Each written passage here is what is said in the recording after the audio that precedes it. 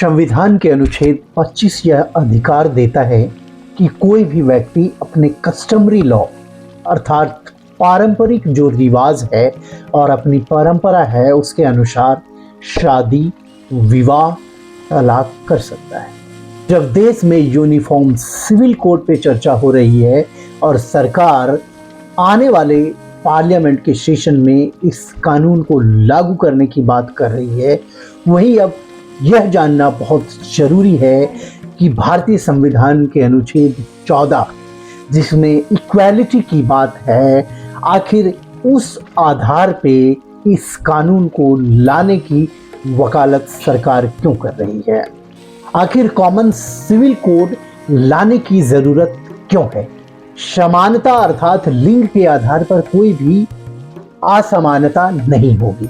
अब जो common civil code सरकार लाने जा रही है वो ये जानना जरूरी है कि देश में आज भी कई रूढ़िवादी और धर्म से जुड़ी व्यवस्थाएं हैं जो भारतीय संविधान के दायरे में नहीं है, जैसे मुसलमानों और आदिवासियों में तलाक, शादी और बेटियों को पैतृक संपत्ति में कोई अधिकार न देने की बात है।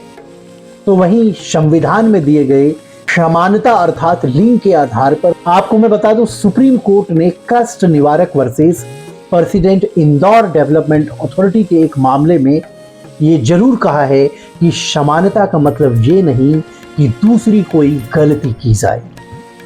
लेकिन भारतीय संविधान का अनुच्छेद आपको मैं बता दूं, सुप्रीम कोर्ट ने कष्ट निवारक versus president Indore development authority के एक मामले में ये जरूर कहा है कि समानता का मतलब ये नहीं कि दूसरी कोई गलती की जाए। लेकिन भारतीय संविधान का अनुच्छेद 14 जो संविधान में एक महत्वपूर्ण अनुच्छेद है, जो अमेरिका और आयरिश कॉन्स्टिट्यूशन से लिया गया है, इसमें नागरिकों को समानता दी गई है जिसकी व्याख्या बहुत बड़े स्तर पर की गई है। The Commonwealth of India bill 1925 में ये मांग की गई थी कि केवल लिंग के आधार पर कोई भी असमानता नहीं की जा सकती है, जबकि जो पर्सनल लॉ है वो भारतीय संविधान में जो व्याख्या की गई है समानता की उससे बिल्कुल अलग है और वह अपने आप को भारतीय संविधान से ऊपर मानती है। Justice D.Y.. चंद्रचूड़ ने इस बात को ऑब्जर्व किया है कि पर्सनल लॉ की सुपरमेसी कॉन्स्टिट्यूशन से ऊपर नहीं होनी चाहिए। अब जब सरकार द्वारा यूनिफॉर्म सिविल कोड लागू करने की बात की जा रही है तो आर्टिकल 25 का स्कोप और सीमा क्या होगा, इस पर जो लॉ कमीशन द्वारा ड्राफ्ट तैयार की गई है और उसमें पिछले 5 वर्षों में जो यूनिफॉर्म सिविल कोड पर सुझाव मांगे गए उस बारे में सरकार को क्या सुझाव मिले, जैसे equal treatment of religion and religious diversity. अब जब कस्टमरी लॉ और पर्सनल लॉ को कॉडिफाई करने की बात हो रही है तो मुसलमानों में ट्रिपल तलाक, महिलाओं को पैतृक संपत्ति में अधिकार और एक से अधिक शादी करने पर रोक लगेंगी। वहीं आदिवासी समाज में लड़कियों को अभी तक पैतृक संपत्ति में कोई अधिकार नहीं दी जाती है। गोद लेने की परंपरा, शादी की रूढ़िवादी परंपरा, और जब अब इस कानून से महिलाओं को अधिकार देने की बात हो रही है तो इसका विरोध भी शुरू हो गया है। अब आपको मैं ये बताता हूं कि आखिर इसका विरोध जो कर रहे हैं उनका तर्क क्या है और यह जानना बहुत जरूरी है।